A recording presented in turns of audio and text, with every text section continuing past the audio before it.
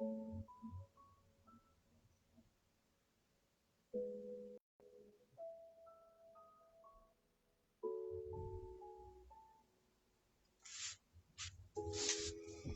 am reading Joan Marshall Grant's Speaking from the Heart.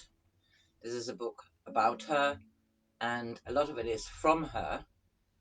These were notes and jottings and unpublished chapters collated and edited by Nicola Bennett, Jane Law, and Sophia Rossoff.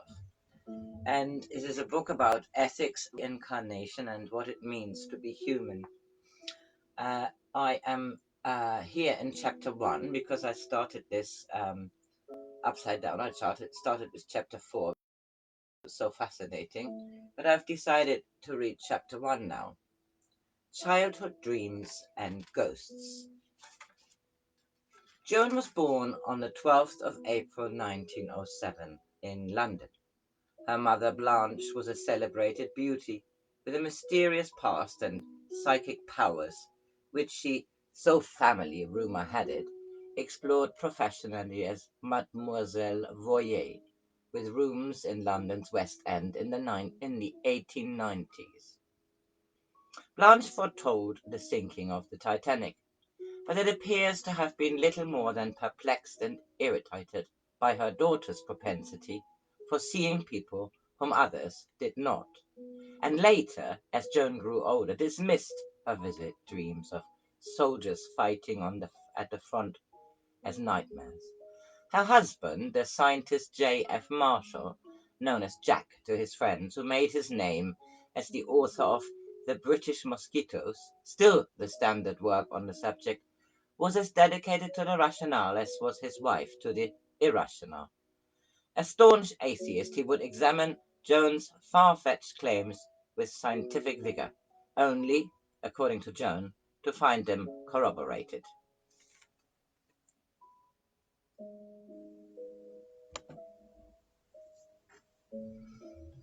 When Joan was very young, the family moved to Hayling Island on the south coast of England, near Portsmouth. Her father designed the house himself with balconies on the first floor for making the most of the healthy sea air, and pebble dust and pine trees to protect it from the wind. At the back he built a real tennis court, a rare luxury, with over the years he connected to the house by the addition of corridors, bathrooms and extra rooms. Joan, as an adult, considered Seacourt to be the acme of Edwardian ugliness. But the gardens were beautiful and abundant. The sea was outside their front door, and she enjoyed a charmed, if misunderstood, childhood. Um,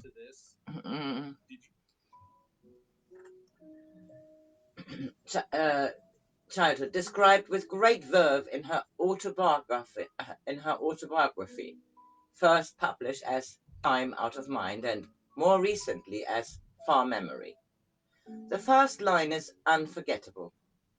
I was conceived in the Blue Grotto at Cabri in June 1906. So Joan was the product of an early instance of the motoring holiday, necessitating supply dumps of petrol, spare parts, and inner tubes from the Channel to the toe of Italy. The book goes on to describe Joan's experiences of babyhood. I did not enjoy being a baby, in spite of the care that was lavished on me. Everyone else was too big, and I was too small. The louder I yelled, the less they understood what I was trying to say. She describes being 6 weeks old when the family went to live with her grandmother, whom she refers to as my favorite person. Jenny, or Jane Annie Hancox, had been a very gifted pianist, concert standard, but the mores of the day endorsed by the family of the man she married, Charles Marshall, grandson of the founder of the London department store Marshall and Snellgrove, forbade her from performing in public. Now she was dying of breast cancer, living on Primrose Hill within lion roar of London Zoo. Joan's nanny was in love with one of the keepers of the monkey house. I spent my mornings with the chimpanzees drinking my glass of milk with two entirely congenial companions, who sometimes allowed me a bite of their bananas or popped into my mouth a sawdusty grape. It is to this period that the following description, seen through the eyes of a very small child, jotted down in a notebook in 1972, must refer. Father is very clever, but he can't turn words into think like the chimps can. I can hear him thinking at mother and hear her thinking at him, but turn, when they turn think into words, they are always the wrong words. But not all big people are stupid. There is one big person who talks through her forehead and knows when I'm hungry or thirsty or when I am throwing away what I don't need anymore. It is very unkind not to help people to throw away what they don't need anymore. The wise big one would not do this. I would like to be like the wise big one. She listens when I talk to her through my forehead. So very few people bother to listen. Her noises have proper think in them. I did not know anyone with proper think after she went away until the chimp people. I love the chimp people, but I don't like the feel of their fur if I stroke it in the wrong way. They want me to stroke in the wrong way so as to scratch off little flakes of skin and give it to them to eat. When they scrabble, when they scrabble my head, they can't get the salty flakes off which they're looking for. Their hands feel like father's woman's black gloves. It seems possible that the kind big one was Jenny. The woman with the black gloves is a mystery, but certainly for the rest of her life Joan believed in talking through her forehead with those who could hear. In 1964 she was addressing an American audience when she used the analogy of early memory to introduce a lecture called Why I Believe in Reincarnation. Early this month I stood on the deck of a liner, watching the soaring towers of New York rising from the sea. Half a century ago I stood on the deck of another liner, coming into the same harbor and experiencing the same pleasurable emotions. If I were asked to prove that in October 1964 I came to New York on the Queen Elizabeth, I could easily do so. My passport would confirm the date of my arrival, and if there is no Cunard label on any of our suitcases, there's probably a notation on the ship's passenger list. But it would be more difficult to prove that in October 1914 I came to New York on the Lusitania. How do I know that both these episodes really happened? How do I know that a child of 7 is an earlier version of the woman of 57 who is talking to you now? The answer is, of course, obvious. I know because both experiences are part of my memory. The best reason I can give you for my belief in reincarnation is that I was born with it. And I was 12 years old before it dawned on me that everyone else had not been born with it too. Until then, I thought that to mention anything which had happened to me before I was born annoyed people, only because it was something no one talked about in polite society. I found infancy exceedingly frustrating, because the grown-ups refused to recognize that I was an individual who was only temporarily unable to fend for herself or to speak their language. My indignation at these bland giants increased when I realized that because I had not yet learned their form of speech, they presumed I could not understand what they were thinking. As they apparently refused to communicate with people who were disguised as babies, I decided to dissociate myself from babyhood as rapidly as possible. So at 4 months old, I decided to refuse to be fed from a bottle. This hunger strike was much more difficult to sustain than I had anticipated. And after 3 days, I was about to surrender to my craving for even this undignified form of nourishment, when someone had the wit to translate my furious cries and knew I was saying, I'm desperately hungry, but and insist on being fed with a spoon. A week later, I had also got them to accept my demands that my meals must be enlivened by the unceasing tinkle of my musical box. 10 or more years later, I happened to mention this event to my father, who replied that no one could remember their infancy because the brain was insufficiently developed. So I described the room where I had undertaken my hunger strike, saying it was the first on the left at the head of the front staircase. My description of the room included such details as a Victorian Gothic tourelle, the relative position of the door, windows, and fireplace, and the pattern of the wallpaper.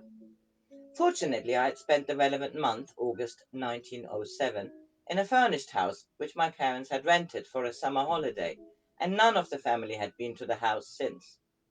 My father took the trouble to go there, and found that my description of the room, which had been my nursery, and its position vis-à-vis the staircase, was entirely accurate, except for the pattern of the wallpaper. He realized that the room had recently been redecorated, so he asked the new owners, who must have been mildly startled, for permission to strip off enough wallpaper to see if there was an older one underneath. He nearly abandoned this scientific investigation when the first hidden layer bore no resemblance to my remembered pattern, but fortunately he persisted, and the earlier paper hanger must have also been too slipshod to strip the wall properly, for the second layer of the paper, which my father found, was identical with the one I had described. But to revert to an earlier period of my childhood, I very soon realized that not only grown-ups but older children were incomprehensibly reticent about anything which had happened to them prior to their most recent birth. It did not even occur to me at that stage that they sincerely believed that before they were born they were nothing, except an even smaller baby. I reluctantly presumed that the episode which they could remember from their earlier lives were too embarrassing to talk about, so I tried to encourage them to be more honest with themselves by recounting my own experiences. But this only made them more defensive. "Don't tell silly lies, dear," was varied by a peremptory "Be quiet, Miss Joan," by a succession of patient and impatient nannies. Another lecture, given by Joan in 1964, this time on the other side of the Atlantic, fleshes out her life story with a couple of anecdotes that illustrate her far sight as a child. I think my acceptance of the fact that even Mother, who was what people called very psychic, did not remember any of the earlier lives occurred during the influenza epidemic of 1918. We all got it, except Mother. Edith, my nursery maid, died of it, and her body had turned black before the overworked undertakers came to collect it. When I tried to console Mother and myself by saying that Edith would now be able to get herself a new and prettier body, Mother replied very sharply indeed that this was not the moment to indulge in idiotic fairy stories. I had already learned that it was tactless to mention the presence of people who were not clearly visible to everyone else, which was sometimes difficult. For when I saw people who happened to be dead, they looked just like people. And to and to this day I've never seen a ghost who looked like a ghost. Although by now, wary, I occasionally made mistakes. For instance, when a little Irish priest called Canon Daly came into my room one night and stood smiling benignly beside my bed, I recognized him because he had an extraordinary red beard like a frill under his chin. Though I had seen him only once before, 3 years earlier, when he had come to call on a Roman Catholic visitor, I mentioned him to Father at breakfast, who later complained to Mother that he objected to having Roman Catholic priests creeping about the house. He would have been just as indignant if the canon had been Church of England, for Father was a staunch atheist. But luckily, Mother remembered having told the canon that after he was dead he would discover that most of his dogma was nonsense, and he had promised to come back and admit it should she prove to be right. So she telephoned to the Roman Catholic Church at Havant and was told that Canon Daly was no longer there, having gone back to Ireland a couple of years earlier. So she wrote to Ireland and thus learned that he had died on the evening I saw him. I always thought it odd that although people talked vaguely about heaven, no one seemed to believe in it. This was brought home to me when I was about 7, and at luncheon suddenly realized that the man sitting opposite to me, a doctor of whom I was fond, would be dead by the next day. It seemed impolite not to mention this interesting fact, so I told him that tomorrow would be his happiest birthday. When he said that his birthday was not until the following month, I explained that I meant the kind of birthday in which happened on the day one died. I was dismissed from the dining room, followed by mother, who scolded me severely for making such a cruel remark. Protest that it was not cruel to congratulate somebody when something especially happy was about to happen to them were brushed aside.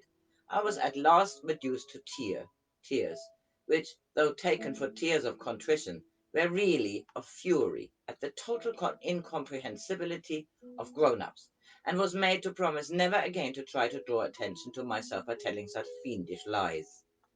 At last mother calmed down sufficiently to say that I was unlikely to have done much harm, for the doctor was only 55 and knew he was perfectly happy. But the row flared up again the following morning when the doctor's body was found peacefully dead in its bed. Dreams, ghosts, glimpses of previous lives, these were reality for me, for the small Joan, who blundered her way through life until she understood the rules of the norm. As a grown-up, she believed that in children generally the senses are more open. There's more access to other fields of experience, or the supra-physical, as she would later call it. But for a while, as a teenager, she did all she could to suppress anything that was not down here, as she told her US audience at Palm Beach in 1964. I had considerable respect and affection for my father, who was a brilliant games player and had taken a triple first at Cambridge in mechanical science parts 1 and 2, and law. He was a fanatical atheist and said that religion was the palliative of inferior intellects. So any of my governesses who so much as mentioned the Bible were instantly sacked.